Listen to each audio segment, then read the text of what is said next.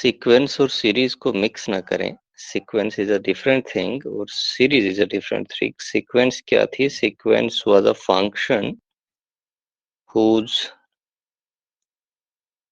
domain was set of natural numbers, and series is something that we are going to define, and this is what we are going to do today in this lecture. So how we define a series? We begin with a sequence. एक sequence से start करना है, फिर उस sequence से जो series generate होगी, तो वो जो सीरीज जनरेट होती है तो उसको हम इनफिनाइट सीरीज बोलेंगे। then the infinite series are simply the series generated by x is the sequence. this sequence, और ये sequence important है समझनी कि how we define this sequence. आपके पास एक sequence xn given है, एक और sequence आपने बनानी है। S1 उसकी फर्स्ट टर्म जो रखेंगे वो सेम वही रहेगी जो आपके पास x1 है। S2 क्या रख रहे हैं आप? S2 को आप डिफाइन कर रहे हैं फर्स्ट टू टर्म्स का सम, x1 प्लस x2। तो x1 हमारे पास s1 भी है, तो इसको मैं s1 प्लस x2 भी लिख सकता हूँ।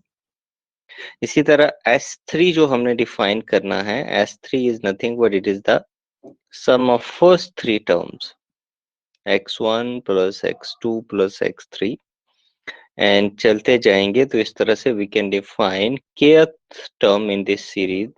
तो kth टर्म क्या होगी? kth term has to be sum of first k terms of this sequence.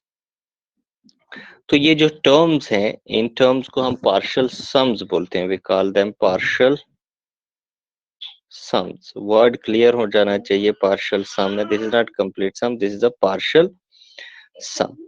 अब ये पार्शियल एक गिवन सीक्वेंस से एक न्यू सीक्वेंस हम बना रहे हैं, new sequence of partial sums बना रहे हैं।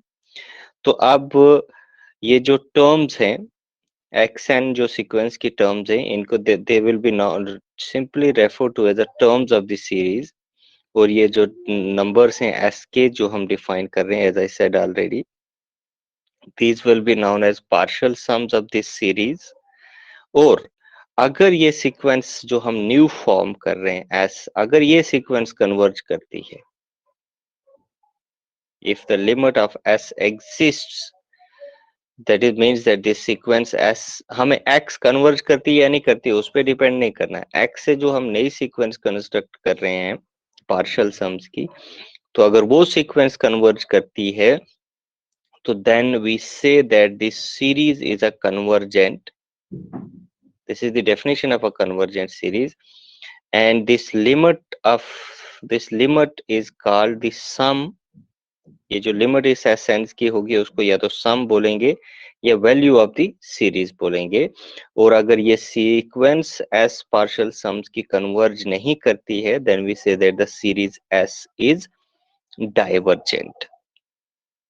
Is it clear? So what is a series? What is a convergent series? Convergent series is formed from any series is formed from a given sequence. First we form its partial sums, sequence of partial sums. If that sequence of partial sums is convergent, then that sequence is called a series, and if that sequence is convergent, then we say that the series is convergent, and the limit of that sequence will be known as a sum of the series। तो कुछ notations हम reserve करेंगे। मैंने लिखा कि S आपके पास इस तरीके से बना रहे हैं हम एस के, तो अगर इसकी लिमिट एग्जिस्ट करती है, मान लेते हैं कि ये जो पार्शियल सम्स के सीक्वेंस है ये कन्वर्ज करती है, तो इसका जो लिमिट का वैल्यू होगा, दैट लिमिट का value is called the sum of the series। और usually whenever वो sum exist करता है, जब कभी भी ये convergent है, तो उस sum को हम standard notation से denote करेंगे। we will simply denote it by this notation। इन तीनों notations में से कोई भी notation हम use कर सकते हैं, summation xn या summation simply xn या summation n equals to 1 to infinity xn। तो ज्यादातर टाइम हम ये notations use करेंगे। तो ये देखो ये इन्फिनाइट सम डिफाइन हो रहा है काइंड ऑफ, लेकिन इन्फिनाइट सम ये डिफाइंड तभी है जब इसके करस्पॉन्डिंग ये सीरीज जो है वो कन्वर्जेंट है। अगर ये कन्वर्जेंट नहीं है तो इसका कोई भी मीनिंग नहीं है इन्फिनाइट सम का लिखने का। It will have no meaning के अगर if that series is not convergent. So let us try to just a minute, let us try consider a series, and then we will try to find partial sum of that series just for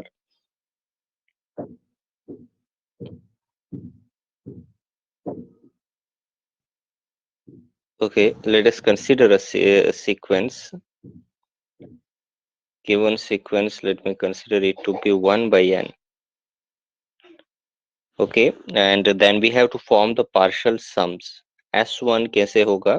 S1 has to be x1, and x1 क्या है? 1 by n, 1 by 1. It has to be 1. Then it has to be S2 क्या है? S2 कैसे form करेंगे आप? S2 has to be sum of first two terms of this sequence x1 plus x2, and this is equal to 1 plus 1 by 2. ये number कितना आता है? ये नंबर आता है 3 by 2. Then we have S3. S3 is x1 plus x2 plus x3. First three terms का sum है, and this can be written as S2 plus x3 also. What is S2? S2 is 3 by 2 plus what is S3? S3 is 1 by 3, and what it comes out to be? It comes out to be, अगर आप इसको simplify करें LCM 6 आएगा तो it will B 11 upon 6. फिर इसी तरह से S4 आप फॉर्म कर लीजिए. S4 आपके पास आ जाएगा x1 plus first four terms का सम plus x3 plus x4, which can be written also as s3 plus x4. What is s3? S3 is 11 upon 6 plus s4, x4 is 1 by 4. तो अब आप इसको verify करें, इसका LCM 12 आता है, तो इट हैज टू बी 2 से मल्टीप्लाई करो फर्स्ट को, तो 22 प्लस सेकेंड वाले टर्म को 3 से मल्टीप्लाई करेंगे, it has to be 3 upon 12, and it has to be 25 upon 12. So in this way you can form as many partial sums of this corresponding to the given series. और इसके corresponding जो series मिलेगी हमें, and the series, उस series की जो notation होगी, notationally जो वो series हम denote करेंगे वो convergent है या नहीं है, we do not know. वो डिपेंड करता है कि हमारी ये S1, S2, S3, S4 की आपके पास सीक्वेंस बन रही है, ये कन्वर्जेंट है या नहीं है. बट नोटेशनली वो सीरीज को हम डिनोट करेंगे 1 by n से, n equals to 1 to infinity, and we will see कि ये series is not convergent. We will see later on कि ये series is not a convergent. That means ये सीक्वेंस convergent नहीं है. Is it okay?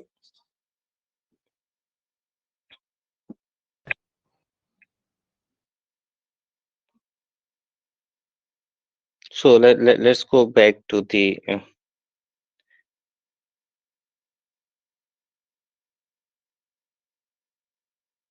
okay, so convergence की definition हो गई. So the first thing that will help us to in many ways to identify whether the given series is convergent or not, but most of the time it will help us to tell whether the given series that the given series is not convergent, and this is one of the necessary condition for a this is one of the necessary condition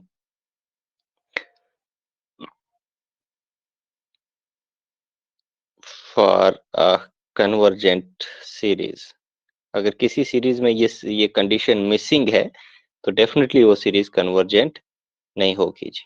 और ये क्या condition है?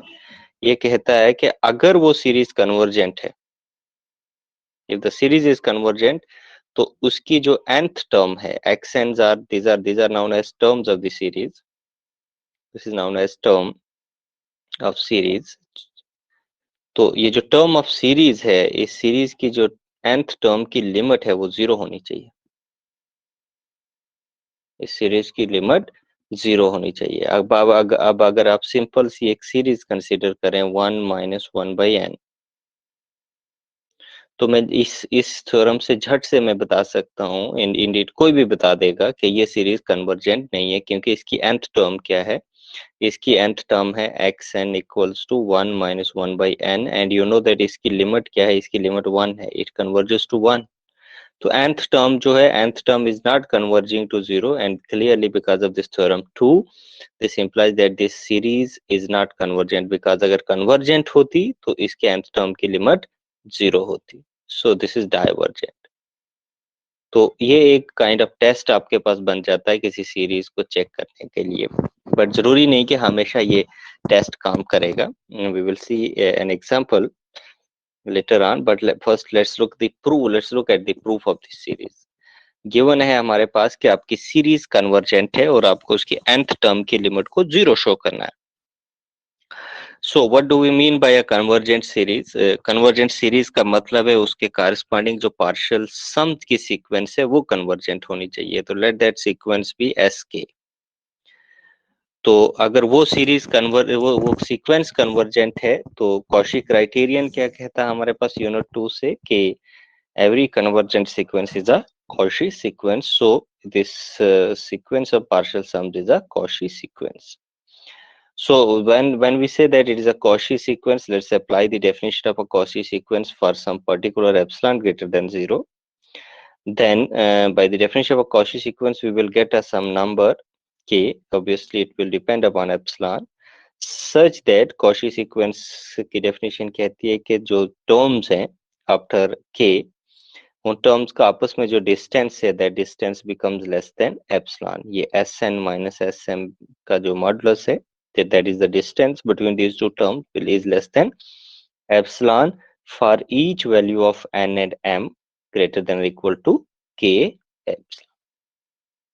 इन particular this, ये जो inequality बनी है आपके पास Sn minus m, so this has to be true for every n greater than or equal to k epsilon, n strictly greater than k रख लीजिएगा, so that मैं m को n माइनस m लिखूं, so that m को अगर मैं n minus m लिखूं और अगर आपने n माइनस 1 लिखूं और अगर आपने n को strictly greater than k choose किया, तो ऑब्वियसली जो m आपके पास n माइनस 1 है वो greater than equal to k होगा, तो उसके लिए भी ये होल्ड करेगा। तो इन पर्टिकुलर ये आपके पास हो जाएगा। Now let us look at Sn। Sn क्या है? Sn is a partial sum and this is a partial sum of first n terms of the series. Series की जो फर्स्ट n टर्म्स है उनका सम है j from 1 to n xj, but इस sum को मैं लिख सकता हूँ j from 1 to n minus 1 xj plus xn। Sum है, सम को मैं लिख सकता हूँ, nth टर्म अलग से लिखी, बट इस सम को जब मैंने ब्रेक किया तो ये जो फर्स्ट पार्ट इस सम का है, this first part is nothing but this is n minus 1th partial sum Sn minus 1 plus xn। So Sn और Sn माइनस 1 में ये रिलेशन है, तो इसका मतलब Sn माइनस 1 का जो डिफरेंस आएगा वो xn होगा और उसका मॉडुलस इक्वल टू xn। पीछे हमने क्या देखा कि for n greater than k epsilon, ये जो डिस्टेंस है इनका ये लेस देन एप्सिलॉन है, तो इसका मतलब एब्सोल्यूट वैल्यू ऑफ xn जो है, xn की absolute value has to be less than epsilon for all n greater than k epsilon. So what you obtain now, आपने कोई एक एप्सिलॉन पॉजिटिव नंबर लिया, आपके पास एक k नंबर मिला, such that for each n greater than k epsilon आपके पास mod of xn, you can write it as xn minus 0, which is equal to mod xn, or absolute value of xn is less than epsilon। तो ये convergence की definition बनी sequence की। तो इसका मतलब ये जो सीक्वेंस है xn, तो ये xn सीक्वेंस 0 को कन्वर्ज कर रही है, that is equivalent to say that limit of this xn is 0। Is it okay? Is it clear? Yes. Good. तो ये आपके पास आगे नेसेसरी कंडीशन है। तो जैसे मैंने बिगनिंग में कहा कि ये जस्ट नेसेसरी है, this is not a sufficient condition. Necessary condition क्या है कि सीक्वेंस कन्वर्जेंट है तो उसके nth टर्म की लिमिट 0 हो जाएगी। सफिशिएंट होने का मतलब है कि इसका सफिशिएंट नहीं है। When I say that this is not this sufficient means that it's converse is not true. Converse क्या होता है इसका? कन्वर्स बनना था कि अगर आपके पास किसी सीरीज की nth टर्म 0 को कन्वर्ज कर रही है, क्या इसका मतलब ये हो जाता है कि आपकी सीरीज कन्वर्जेंट है? But this is not true. There are series जिनकी nth टर्म 0 को जा रही है बट वो सीरीज कन्वर्जेंट नहीं है। इसका सिर्फ वन वे ट्रू है कि अगर सीरीज कन्वर्जेंट है देन इट इज गारंटीड कि nth टर्म 0 को जाएगी, बट nth टर्म 0 को जाएगी इट डजंट गारंटी कि आपकी सीरीज कन्वर्जेंट होगी। And the example is this series, जो जिसके मैंने पार्शियल सम्स बनाए थे। इस सीरीज का नाम भी है कुछ, इसको हार्मोनिक सीरीज भी बोला जाता है, तो आप इसका नाम भी याद रख सकते हैं 1/n। तो ये जो सीरीज है ये डाइवर्जेंट है, और अगर आप देखें इसकी nth टर्म क्या है, इस सीरीज की nth टर्म 1/n है, and you know that this sequence converges to 0। तो इस एग्जांपल को जस्टिफाई ये एग्जांपल कर लेगी आपके पास कि आपके पास इंडीड आपके पास लिमिट इसके nth टर्म की 0 है, बट ये सीरीज खुद से कन्वर्जेंट नहीं है। ठीक है, let us see why it is not convergent, and this also explains that why the condition in this theorem is just a necessary condition but not a sufficient condition. Okay, so this is not convergent. Okay, we have to prove that this is not convergent. So something which is not convergent, it has to be divergent. So suppose हम on the contrary suppose करते हैं कि ये series जो है ये series convergent है। अगर ये सीरीज कन्वर्जेंट है तो इसका मतलब ये जो सम होगा ये सम फाइनाइट होगा, क्योंकि ये सम डिनोट करेगा लिमिट ऑफ पार्शियल सम्स, तो limit of partial sums finite होगी। और let us denote this sum by s। तो जब ये फाइनाइट होगा तो what you can do, you can आप इसमें एडिशन वगैरह सब कुछ कर सकते हैं अपने, मतलब यू कैन ओपन इट। तो लेट अस ओपन इट। इस पूरी सीरीज को ओपन करते हैं। व्हाट इट इज 1 + 1/2 जो भी है सीरीज। तो थोड़ी पेयरिंग कर ली है यहाँ पर। फर्स्ट टू टर्म्स को एक पेयर में रखा, फिर थर्ड और फोर्थ टर्म को एक पेयर में रखा है 1/3 + 1/4, इस तरह से हर दो दो टर्म्स को साथ में रखा है।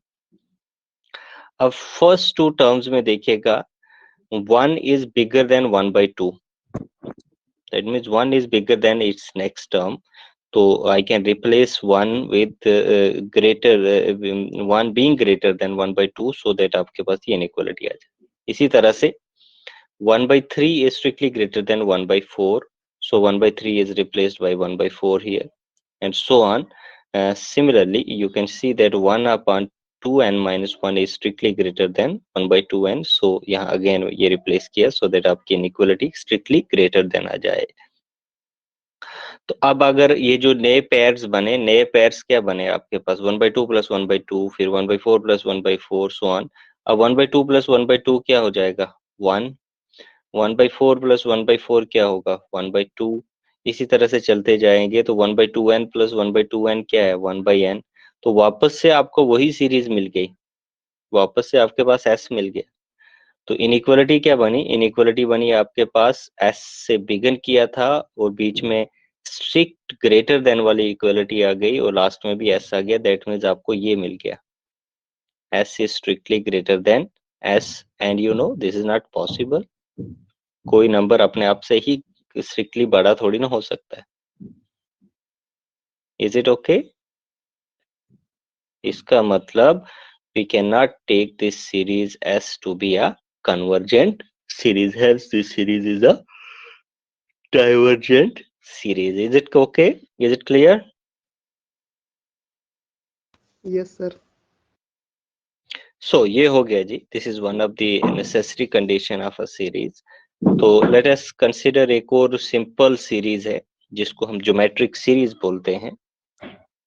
बड़ी important series है ये भी, कि जब आपके पास कोई भी रियल नंबर r है तो हम चेक करेंगे कि उस केस में ये सीरीज r से यूज करके अगर r की पावर्स हम लेते जाएं n from 0 to infinity, r की सारी पावर्स लेते जाएं, उसका सम करें, तो ये कन्वर्जेंट कब होगी और ये डाइवर्जेंट कब होगी। और ये एग्जांपल इस चीज को मेंशन कर रहा है कि जब आर कोई भी नंबर है ना, तो अगर आर का एब्सोल्यूट वैल्यू ग्रेटर देन 1 है, ये आपके पास आर है, तो ये आ गया -1 और 1, तो absolute value of r greater than 1 means -1 और 1 के बाहर है r, r is somewhere here, r somewhere here, तो उस केस में सीरीज डाइवर्जेंट है।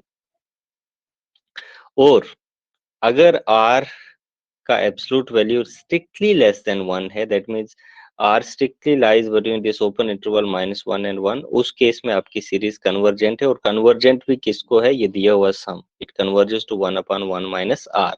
ये इन्फिनाइट ज्योमेट्रिक सीरीज अगर आपको याद हो तो ये वही चीज है, बस हम इसको अब प्रूफ कर रहे हैं कि एग्जैक्टली ये कन्वर्जेंट क्यों। पहली चीज हम देखते हैं कि ये डाइवर्जेंट जब है तो ये डाइवर्जेंट क्यों होगी। अभी हम थ्योरम यूज करेंगे जो पीछे करी। तो हमें प्रूफ करना है कि for absolute value of r greater than और equal to 1 series is divergent. तो let us take r to be a number whose absolute value is greater than equal to 1। तो then we know that this sequence r n does not, ये हमने पीछे proof किया है first unit में, second unit में, कि r to power n जो है it converges to infinity, and if r is greater than 1, mod of r is greater than 1, so mod of rn will go to infinity, and rn goes to 0 if r is less than 1. So once you take mod of r to be greater than equal to, then this sequence is not convergent. It diverges to infinity, ये convergent नहीं है, it goes to infinity, तो that means it doesn't converge to 0.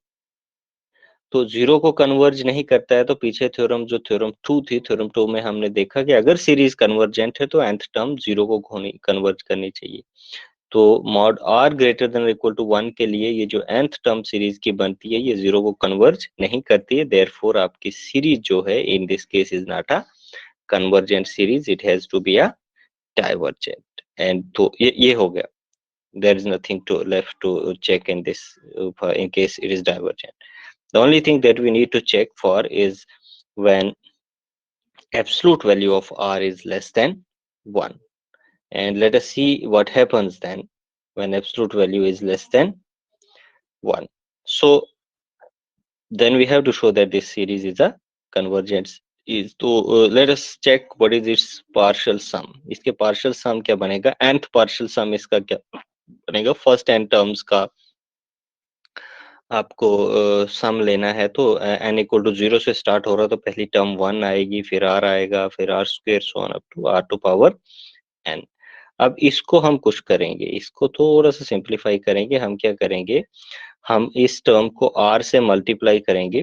What we are going to multiply it with s r से, तो r से multiply करोगे तो it will be r plus r square plus r cube plus so on plus r to power n plus 1, and then we are going to subtract Sn out of it. तो जब Sn इसमें से subtract करोगे तो देखिएगा यहीं यहाँ ही देखकर आपको पता चल जाएगा कि Sn अगर इसमें से सब्ट्रैक्ट करूंगा, ये r कैंसिल होगा, r स्क्वायर कैंसिल होगा, सारा r टू पावर n भी कैंसिल हो जाएगा। आपके पास बचेगा क्या, सिर्फ r to power n plus 1 और 1 बचेगा, ठीक है। तो आपके पास Sn माइनस r Sn करोगे तो आपके पास बचेगा 1 minus r to power n plus 1 बचेगा। तो इसी चीज को मैंने यहाँ लिखा है, ठीक है, ये आपके पास बचेगा। तो इसको थोड़ा सा और सिंप्लीफाई कर लेते हैं।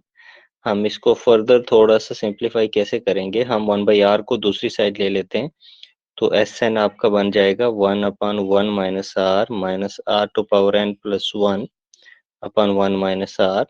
तो फिर हम इसको देखते हैं कि Sn माइनस 1/1 माइनस r क्या है, ये आपके पास है minus r to power n plus 1/1 minus r, ठीक है, ये आपके पास आ गया। तो नाउ अब इसका एब्सोल्यूट वैल्यू देखते हैं, क्योंकि हमें जो थ्योरम में कहा गया, हमें कहा गया है कि आपके जो सीरीज है वो कन्वर्ज करनी चाहिए 1/1 माइनस r को, दैट मीन्स आपके पार्शियल सम्स की जो सीक्वेंस है वो कन्वर्ज करनी चाहिए 1 माइनस आर को, तो वो देखते हैं।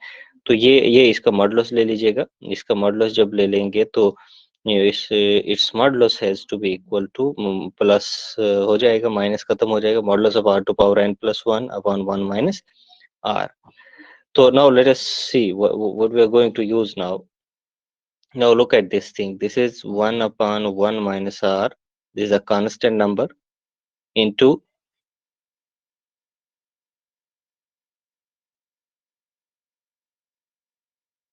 mod r to power n plus 1. Okay. Now since given क्या आपके पास, since r is less than 1, mod of r is less than 1, and we know that in that case आपके पास जो r to power n है, it converges to 0 as n goes to infinity. So what it means? It means that आपके पास जो ये sequence है यहाँ पर right hand side में, तो this must converge to 0 as n goes to infinity.